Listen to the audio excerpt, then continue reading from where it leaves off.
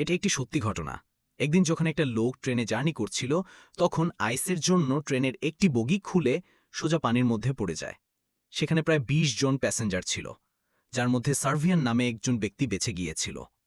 এর কয়েক বছর পর তার মার সাথে প্লেনে জার্নি করার সিদ্ধান্ত নেয়। ল্যান্ডিংয়ের সময় ফুলকুলে দরজাটা খুলে যায়, যেজন্য অ্যারেস্টি ও সার্ভিয়ান দুজনেই বাইরে বের হয়। কিন্তু শৌখিন লীগ সার্ভিয়ান এমন এক জায়গায় পড়ে যেখানে পরে তার কোনো ক্ষতি হয় না। এই ঘটনার পর থেকে সার্ভিয়ান ট্রেন এবং প্লেন অ্যাভয়েড করা শুরু করে। এখন থেকে সে বাসে চলাফেরা শুরু করে। তবে একবার একটা জার্নিতে বাস তাকে নিয়ে ব্রিজ ভেঙে নিচে পড়ে। তবে এখানেও সার্ভিয়ান নিজেকে সেভ করে এবং বাকিরা মৃত্যুবরণ করে। এবারও যখন একটা পাহাড়ের রাস্তা ক্লোজ করা যাওয়ার চেষ্টা করছিল, তখন একটা ট্রাক তাকে ধাক্কা দিয়ে নিচে ফেলে দেয়। এজন্য গাড়িটা প্রায় ২৫০ ফুট নিচে পড়ে এবং ভয়ঙ্কর বাস্ট হয়।